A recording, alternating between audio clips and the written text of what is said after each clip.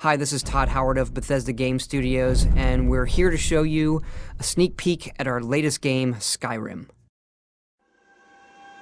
Each time we do a new Elder Scrolls game, we like to start fresh, and Skyrim is no different. Coming off of Oblivion, and then the team did Fallout 3, we had a huge list of things we knew we wanted to do technically with the current generation of hardware and PCs to bring a virtual fantasy world to life. So we've rewritten the render, we've rewritten all the gameplay, the scripting language, the faces, the foliage, and all this comes together in our new engine we call the Creation Engine. So we're interested in all the little details like this plant here, the medium details of these logs and trees, and all the way up to distant mountains. And if you've played our previous stuff, you know that mountain is not just a backdrop. You can walk all the way to the top of that mountain. And it's a huge world. Like our previous games, you can create any kind of character you want and then go do what you want. The game's primarily designed as a first-person game, but you can also play in third person.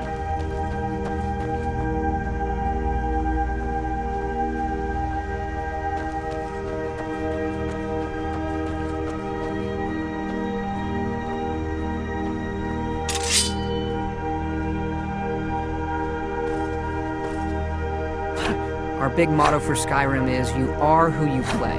So whatever you have in your hands, or whatever you're using, you're going to get better at, and then you're going to level up. The right trigger does your right hand, and the left trigger does your left hand.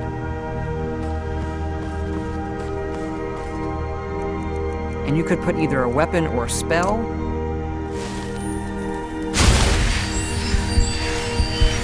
You can also dual-wield spells.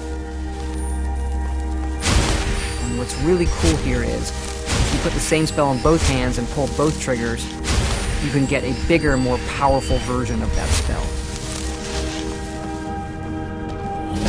Up here we have standing stones. There are 13 of these throughout Skyrim's landscape, and they give you special abilities, but you can only have one of these active at a time.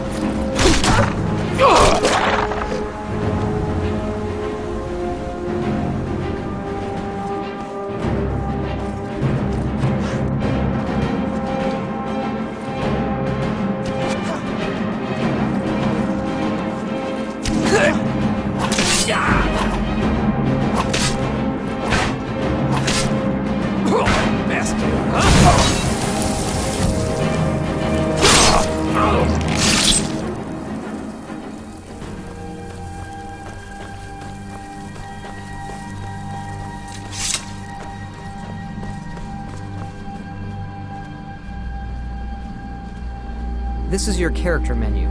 Here you can see all your items, not just what they do stat-wise, but also what they look like. Each of the thousands of objects you can find can be zoomed in, rotated, and looked at in high detail.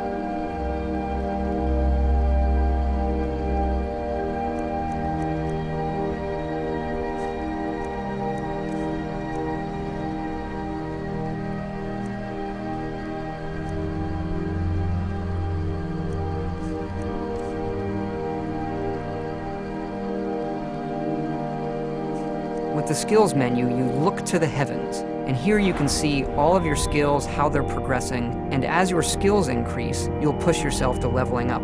The higher the skill, the more it affects your level progress. And when you level up, you get to pick a perk. Each of these skills has its own perk tree. As you develop your character, it's like the game is drawing this custom constellation for who you are. Lastly, we have the map, and we're just going to pull the camera back here and show you how the level of detail system works in the game. We're just rendering the whole world.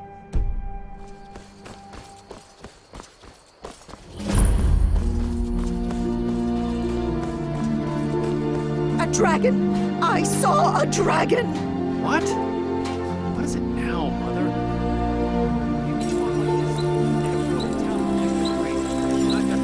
Ain't every day we get visitors in Riverwood.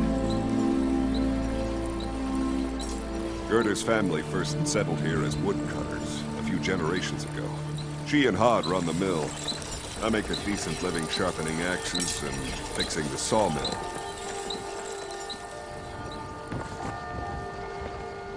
Here for work?